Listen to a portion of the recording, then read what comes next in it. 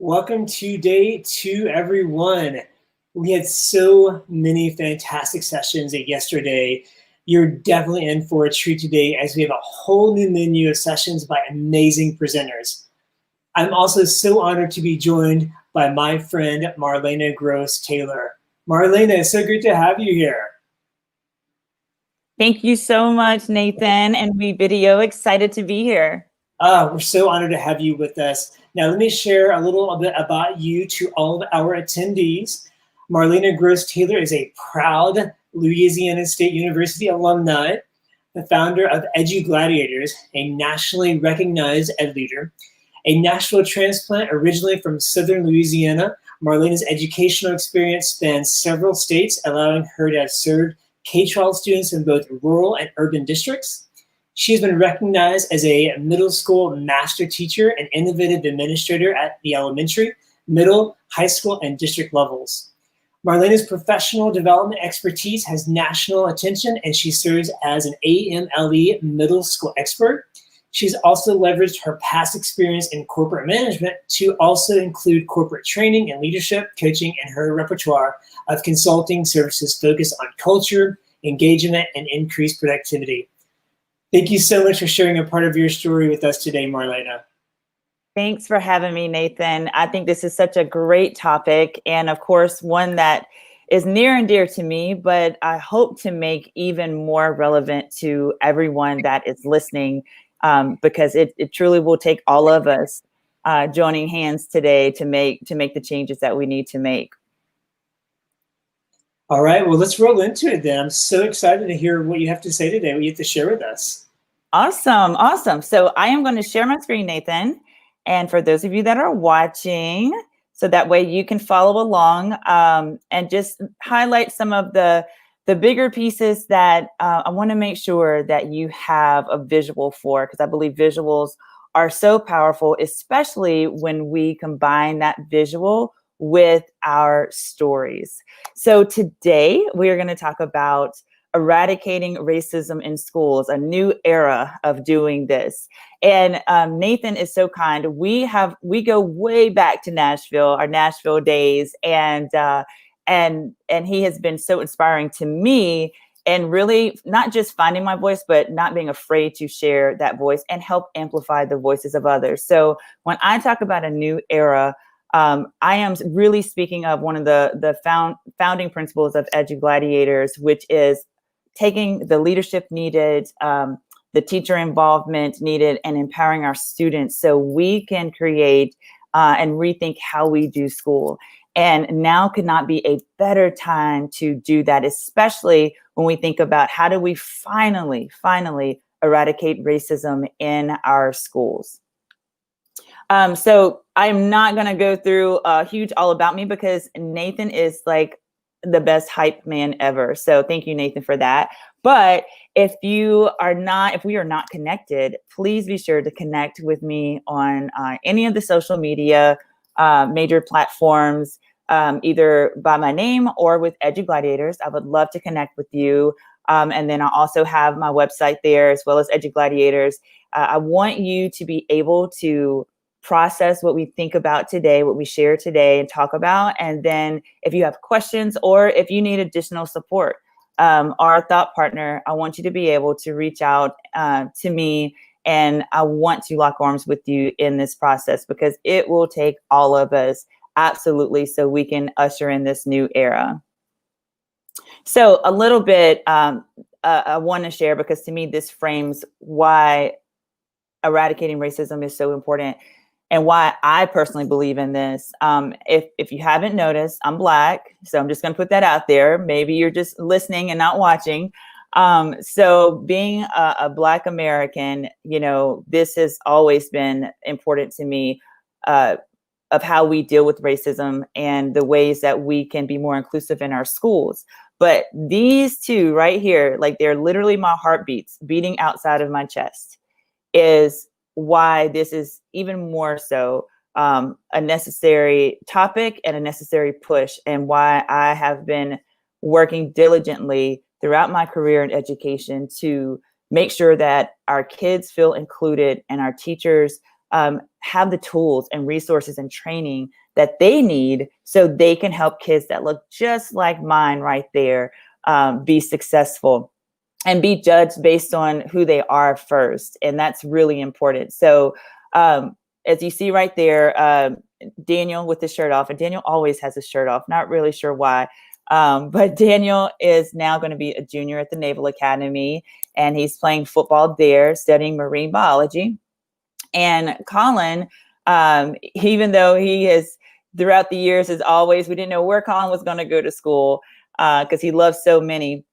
Colin is actually going into his sophomore year at Penn State, where he will be studying paleontology. So he actually passed on his football scholarships because he didn't have a strong geology program to feed into his paleontology studies that he will have to take to get his doctorate. And so when I look at these two right here, and just allow me to brag for a second, really, when I look at these two right here, I want them to do even more than I did. I want them to have more opportunities than I did, just like any good parent would want.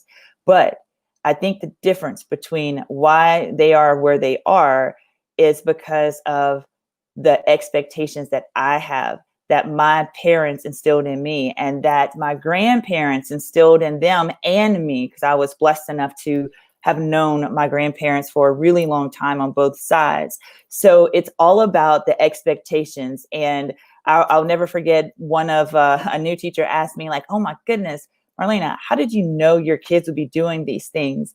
And I just looked at her quite simply as she's trying to grab on to her little ones that were about 2 and 3 at the time, because they had no other choice but to be exemplary. And so when we start there, especially when we have these conversations about eradicating racism, for me, that's one of the hallmark pieces that if you walk away with nothing else, is that we have to make sure we have high expectations for each of our students. We so often say all means all. And I learned from one of my PLN in Colorado, Remy Romo, she says, all means each. And if we have high expectations for each of our students, then the rest will fall into place. I truly believe that. So as we move forward, you know, and I think about, because everything is so prevalent on social media, you know, I would just ask you, if you had to describe your journey into social justice or understanding systemic racism, what would your hashtag be? And I point this out because we have had so many hashtags that have been literally changing our world and changing how we do things over these last few months, from George Floyd to Black Lives Matter, just to name a few. And so I want you to think about what would be the hashtag to describe your journey of understanding systemic racism, and maybe what your actions are in doing so. And the reason why is, as you listen to this particular session here with me, and as you come up with your hashtag, and as you hopefully are inspired to take action, I want to know what it is, and I want to know what your hashtag is. So I want you to be sure to put it on Twitter or put it on Instagram or Facebook and tag me, but also use your hashtag, because that is, to me, showing a part of your journey that is super, super important. For me, my hashtag is New Era, because that's what we are ushering in, a new era in so many things. But right now, of course, this is the opportune time to finally address systemic racism. So if you read, if you're in here, you probably have already read the description of what we'll talk about today. And those will be our goals today. And I'll just touch on lightly because, of course, when you think about this work and training your teachers or your leaders, whether at school level or district level, or your families, you need more than just an hour. Absolutely. So I'm going to talk just high level on some of these things, but give you hopefully enough detail where you can start to do the work and start being reflective and hopefully reach out to ask, okay, I've been thinking about this. What can I do next to help my school or to help my class in this journey? All right. So what is our why together? For me, our why is summed up best, I think, in this quote by Dr. Martin Luther King Jr. Our elbows are together, yet our hearts are apart. And this is what we have to address. This is why we all need to lock arms together and make sure that our hearts are aligned as much as our arms and elbows are aligned. And we absolutely can do that, especially if we are intentional about learning what we don't know and being fearless and advocating for the end of systemic racism. Now, some of you might have seen this before. We often talk about equity in our schools, and that's been definitely a hot topic or a hot word. And when we think about equity, we normally think about these three major circles around that: culturally responsive teaching, which I'll touch on today; social justice education, which is what a lot of our protests and things have been about in our country lately; and then multicultural education. Out of these three, the one that most schools have done prior to COVID has been multicultural education. And we've been trying to do culturally responsive teaching, baby steps with that. I am going to challenge you to jump with both feet in so we can not only celebrate the diversity in our schools, but also change our approach to teaching and learning with a culturally responsive lens and a social justice lens as well. And why is that important? One of my favorite quotes is, if opportunity isn't knocking, then you build the door. We have to give all of our kids, each of our kids, the tools that they need so they can build their door. We cannot let them any longer stand in front of obstacles and they give up hope that that's all there is. They can't get past that, or this is all that they can be. We are all products of our environment. It influences who we are, but we don't have to remain just a product of our environment, especially if we are wanting more or if our environment isn't the best. We can still progress and move forward. So what are the action steps that you can take that we'll touch on today? Build your capacity around racism. Culturally responsive teaching. I'll share a framework that's pretty cool that I think would be helpful as you start, or even if you've already started, to reflect on your culturally responsive teaching and even leadership if you're a leader watching. Empower your students. And my favorite is intentional inclusion in your district strategic plan. And we'll talk about these four in our time together today. So if you have not seen this before, and I won't play the video, but if you've not seen this before, Danger of a Single Story by Adichie, you need to watch. It's one of the most powerful TED Talks I think I've ever seen. And when we think about knowing your history, we do have to reconcile with the fact that we have not learned all of our history. When I say our history, I mean everyone here. We are like the Rainbow Coalition here in the United States, yet history tends to be written in the eyes of the perceived winner.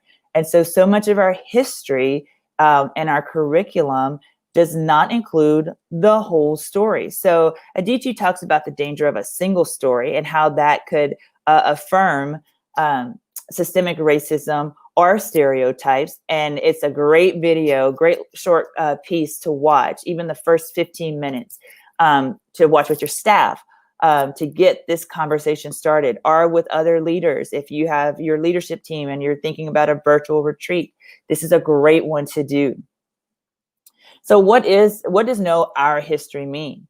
You have to focus on what didn't you learn in school.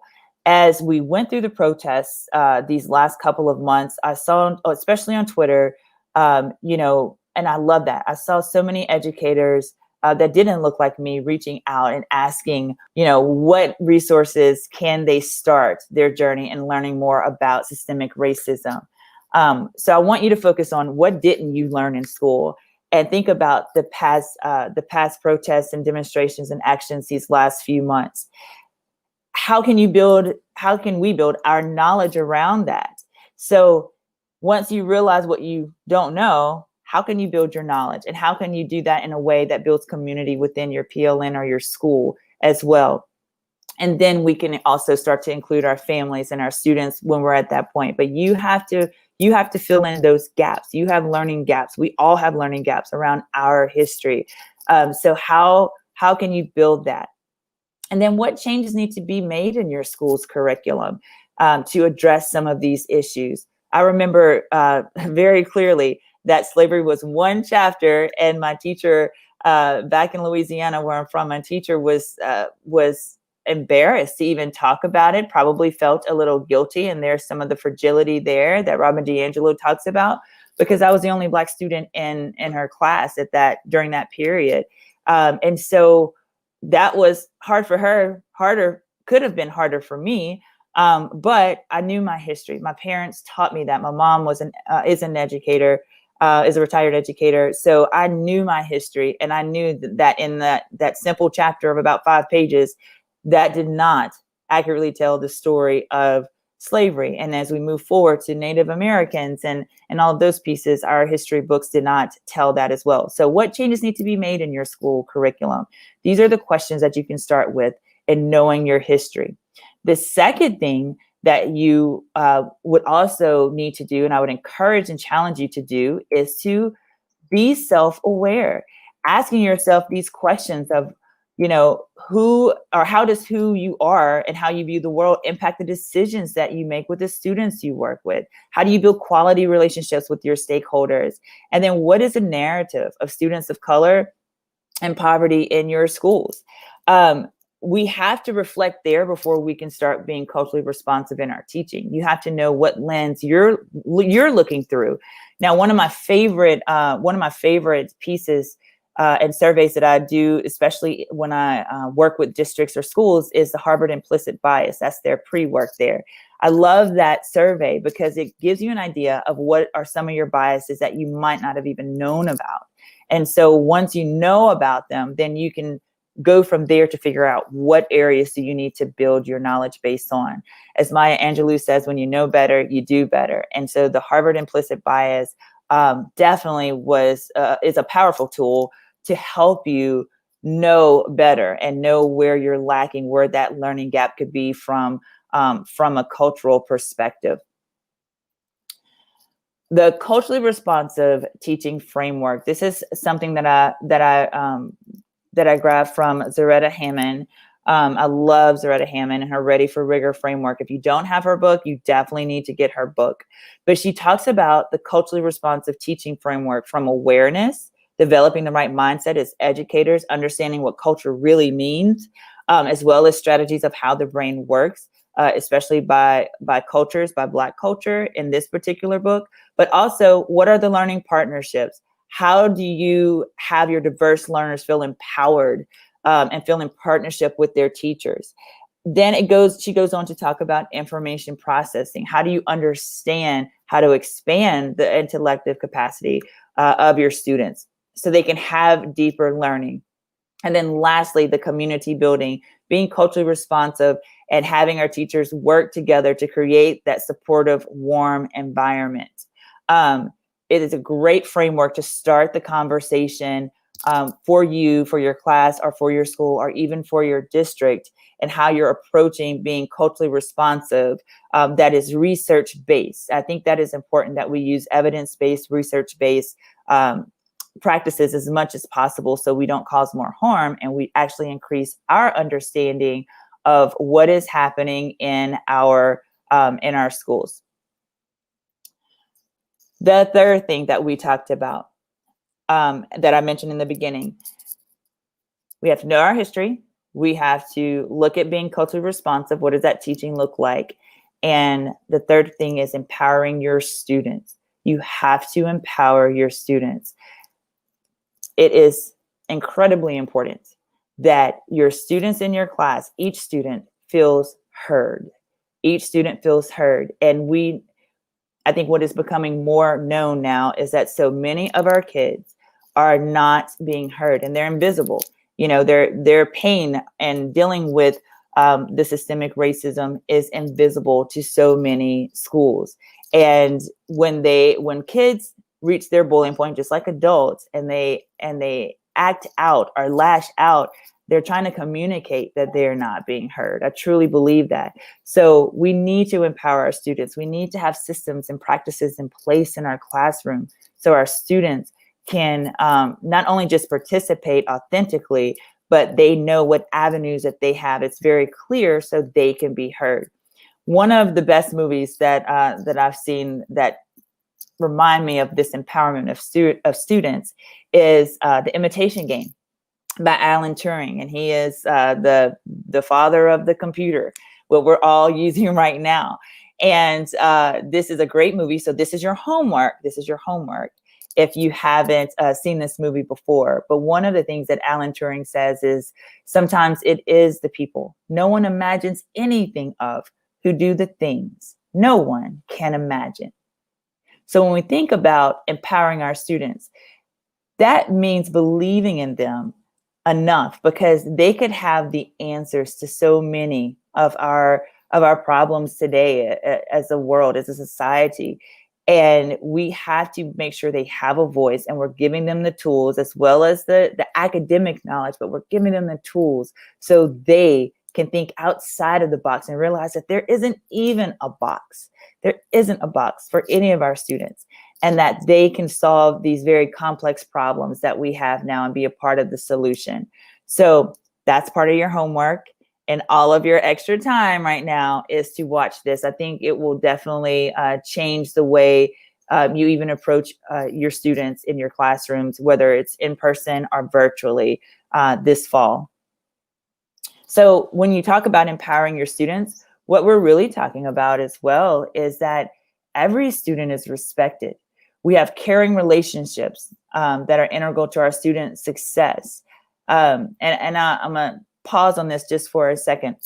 When I say every student is respected, so many times teachers think, well, the kids have to respect me and earn my respect. It goes both ways. How about you just walk in class and just assume that respect is shared right there between you and your students, and you start from, instead of a deficit model, from that model of empowerment, and sharing that with your students, that this is the understanding that we are in this together, and we are always going to respect each other, and we're going to care about each other. We know that students will run through walls for you if they know that you care. So you have to care, and that has to be not only expressed in your words, but shown in your actions as well.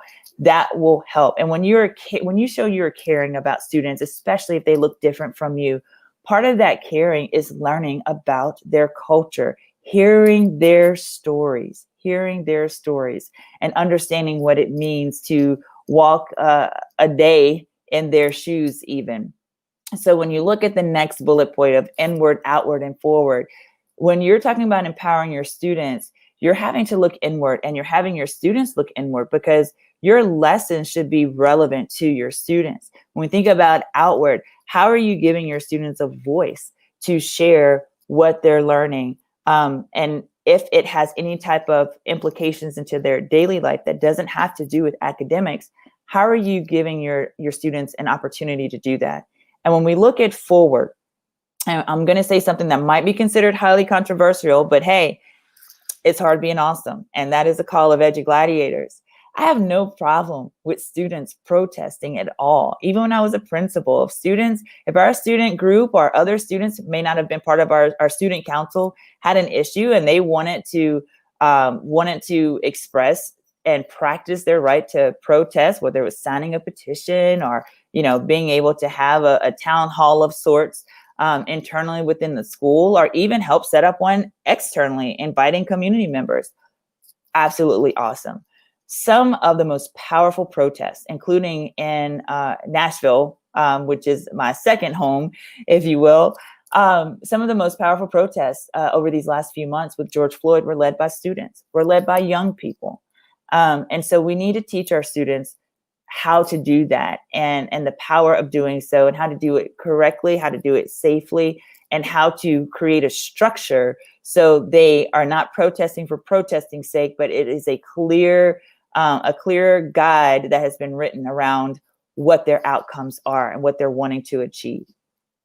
That is the ultimate empowerment of your students. The fourth bullet point: know yourself, know your students, and know your community.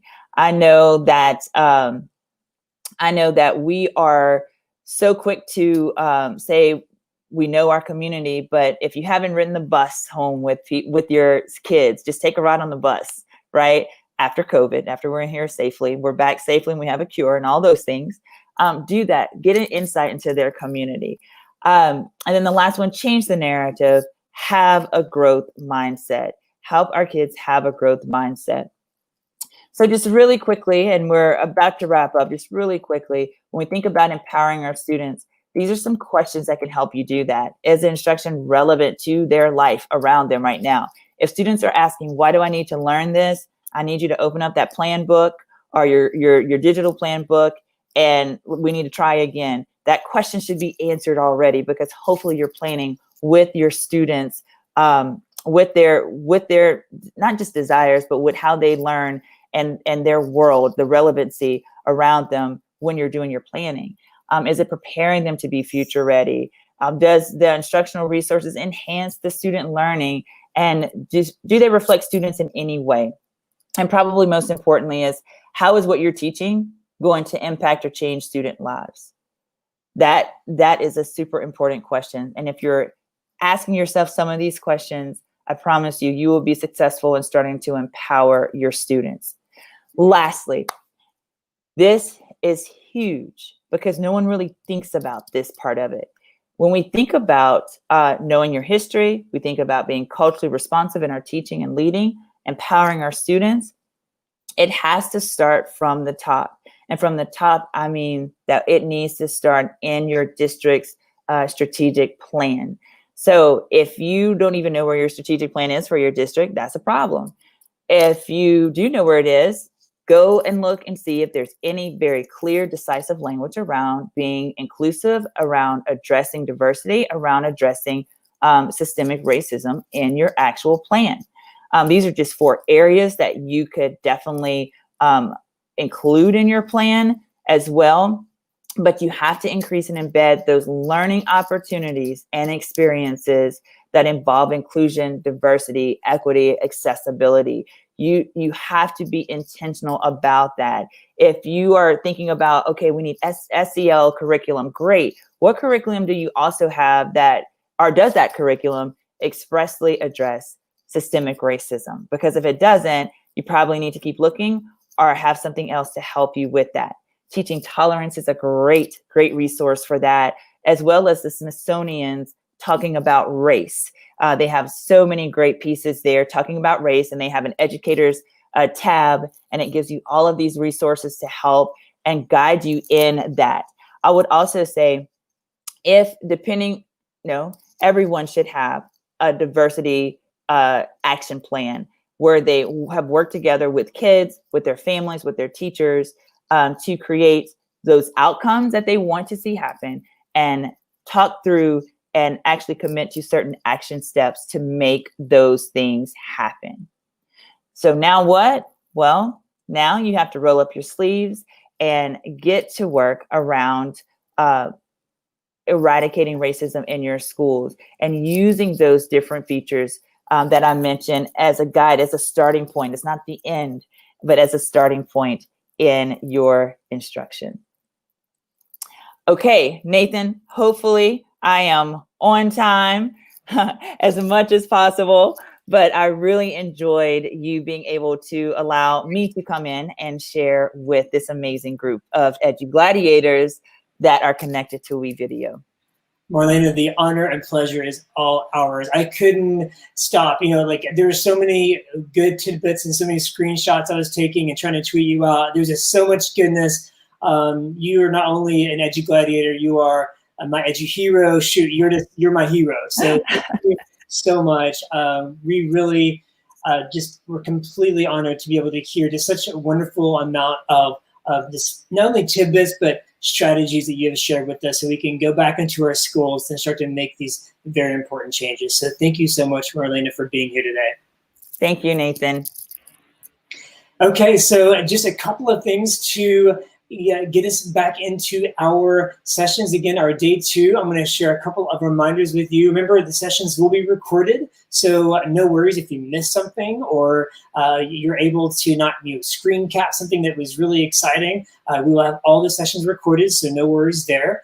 Remember to share all of your aha moments and your highlights on Twitter, and don't forget those hashtags, hashtag WCCS20. I was able to see a lot of wonderful reflections yesterday and selfies. So let's keep it up to date. Let's get WCCS20 trending today. How about that? Check your email for any reminders. We had an email go out this morning with the agenda for today. So it's really important that you continue to check your email so you can keep up with the latest happening. Also, remember that we have a creator community, and there are all sorts of fun challenges and ways to earn badges and be able to collaborate with your fellow PLN members. So make sure you check out the creator community. And don't forget, we are closing today with a very special red carpet event that's happening at 2 p.m. Pacific, 5 p.m. Eastern. That is going to be all about exclusive product updates. So we hope to see you on the red carpet, and let's have an amazing day. I'll see you the next session. Bye, everyone.